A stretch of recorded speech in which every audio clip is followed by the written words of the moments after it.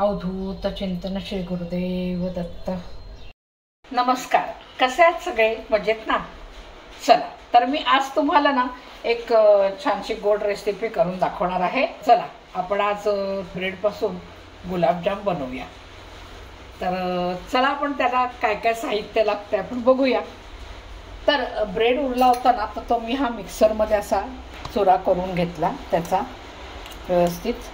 आता आपल्याला हा ब्रेड उरलेला आहे तो, आणि थोडासा खवा लागणार आहे त्याला, म्हणून खवाही घेतलेला आहे। आणि दुधाची पावडर लागणार आहे, ही आहे दुधाची पावडर। तर ही आपल्याला दुधाची पावडर सुद्धा लागणार आहे। आणि पाकासाठी साखर, आणि गुलाबजाम आहे म्हटल्यावर तळण्यासाठी तेल, आणि पाकात घालायला आपल्याला केशर लागणार आहे। तर हे मी केशर पण याच्यात घेतलेले आहे। तर चला आता आपण पुढची तयारी करूया। तर आता आपल्याला ना हे सगळं सारण आपल्याला मळून घ्यायचं आहे। त्याच्यासाठी आपल्याला लागेल परात। तर हे जे आपण पूड तयार केलेली आहे ना ह्याची, तर ही मी आता परातीत ओतते। दुधाची पावडर ही मी घालणार आहे। साधारण हे कुंडाभर माझं हे आहे चुरा हा ब्रेडचा। तर त्याला एक वाटीभर तरी आपल्याला लागेल, मोठी वाटी। तर हे बहुतेक मला हे सगळंच लागणार आहे, तर मी घालते, पण थोडं थोडं घालते, कसं लागेल त्याचा अंदाज घेते। आणि कारण खवाही घालायचा आहे आता ह्याच्यामध्ये, हा सगळा खवाही घालायचा आपल्याला। आणि छानपैकी मस्त असं मळून घ्यायचं आहे दुधाचा हात लावून लावून। त्याला दूधही लागणार आहे थोडंसं वाटीतनं। छान आता आपल्याला मिक्स करून घ्यायचं आहे सगळं व्यवस्थित, म्हणजे त्याचा आपल्याला अंदाज पण येईल, म्हणजे दुधाची पावडर आपल्याला किती घालायचं आहे, मिल्क पावडर। आता याला दुधाचा हात लावून लावून व्यवस्थित थोडं थोडं दूध घालून घट्ट असं मळून घ्यायचं आहे। मळायला मात्र खूप लागतं, छान मस्त अगदी एकजीव होईपर्यंत मळायचं आहे। आता बघा हे सगळं आपण घातलं तर साधारण असा गोळा तयार होतोय बघा। हे असं झालं पाहिजे, हे असं छान गोळा होतोय, कारण याच्यामध्ये दूध पावडर घातली, खवा घातलाय, आणि खरंच खूपच छान होतात हे गुलाबजाम। हे बघा आता हे ना असं छान असं मळून घ्यायचं आहे। आता हे झालं आपलं तयार आहे बघा, असं मळलं गेलं छान। आता याला आपण ना एका भांड्यामध्ये छान कपडा घालून त्याला थोडंसं अर्ध्या तासासाठी आपलं कपड्याने झाकून ठेवायचं आहे। आता हे चला आता आपण बघूया हे मळलेलं पीठ कसं झालंय ते।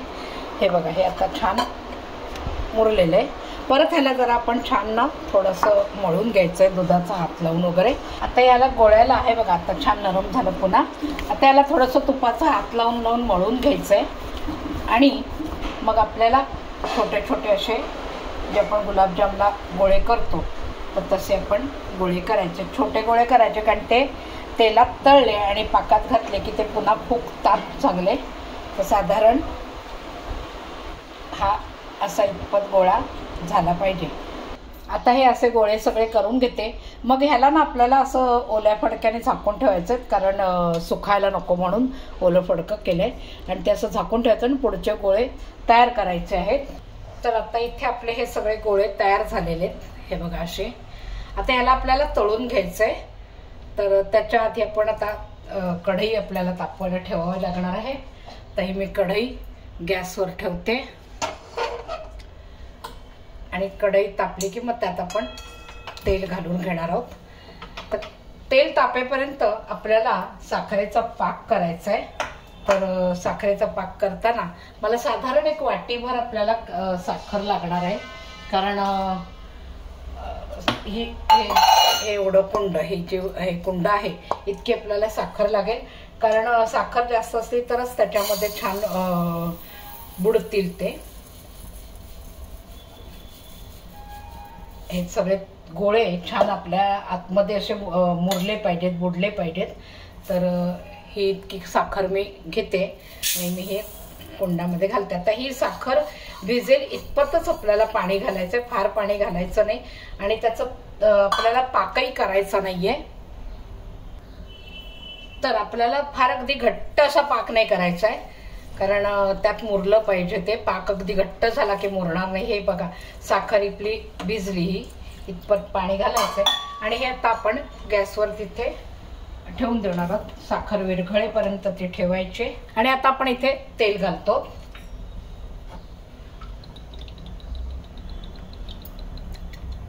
आता आपण बघूया इथे तेल तापले का. तेल तापलेले, गॅस बारीक करायचा आहे आणि एक छोटासा गोळा आधी घालून बघायचा की कसा तळला जातोय. आणि हे सगळे गोळे आहेत ना, हे मंद आचेवरतीच तळून घ्यायचे आपल्याला.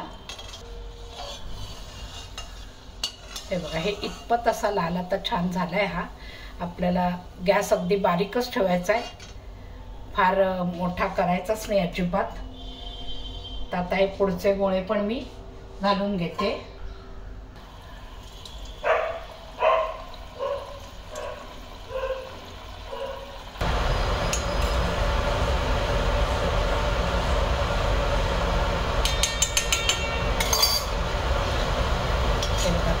झाले छान. आता आपल्याला काढून घ्यायचे, पुन्हा आपल्याला 4-5 ह्याच्यात टाकायचे.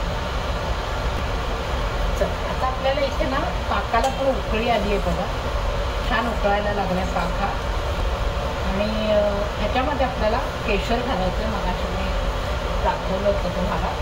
अगदी थोडंसं केशर घालायचं, म्हणजे एक छान रंग येतो त्याला. 5-6 काड्या आपल्याला केशरच्या ह्याच्यात घालून द्यायच्या.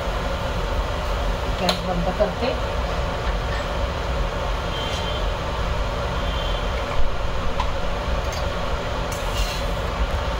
हे बघा, हे असे ना मंद आचेवरती छान तळले की रंगही फार सुरेख येतो याला. हा बघा, आता याला छान असा सोनेरी रंग आलेला आहे.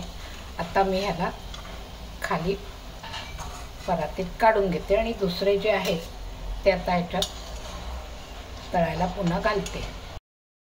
तर आता आपले हे सगळे गुलाबजाम तळून झालेले आहेत. आता ह्याच्यातली एक हे सांगते तुम्हाला. जर तुम्हाला पाकामध्ये लवकर मुरवायचे असतील आणि लवकर वापर त्याचा करायचा असेल तर एक आपली उदबत्तीची जी काडी असते तर तीही अशी काडी घ्यायची आणि मग हे जे तळलेले गुलाबजाम आहेत ह्याला थोडी थोडी अशी छिद्र पाडायची. एक 2-3 ठिकाणी अशी छिद्र पाडली की मग ते पाकात घालायचं. म्हणजे मग पाक छान असा आतमध्ये शिरतो आणि ते छान फुलून येतात. आणि झटपट करायचं असतील, झटपट वापरायला घ्यायचंय तर, आणि लगेच अगदी आता तासाभरातच जर खायला घ्यायचंय तर मग एक तुम्हाला 2 मिनिटासाठी तो पाक तुम्ही गरम करून घेतलात, आज त्याला दाखवलीत तरी ते लवकर मुरतात. तर मग तुम्ही पण करून बघा. उरलेल्या ब्रेडपासून गुलाबजाम खूप सुंदर होतात, चवीला फार छान लागतात. अगदी कळत पण नाही खाताना आपल्याला की हे आपण ब्रेडपासून केलेले आहेत. तर बघा तुम्ही करून, आणि कसे झालेत मला कमेंट्स बॉक्समध्ये नक्की सांगा.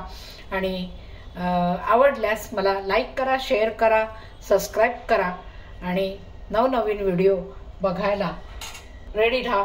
आणि कमेंट्स बॉक्समध्ये मात्र सांगायला विसरू नका की हे गुलाबजाम तुम्ही नक्की केलेत का.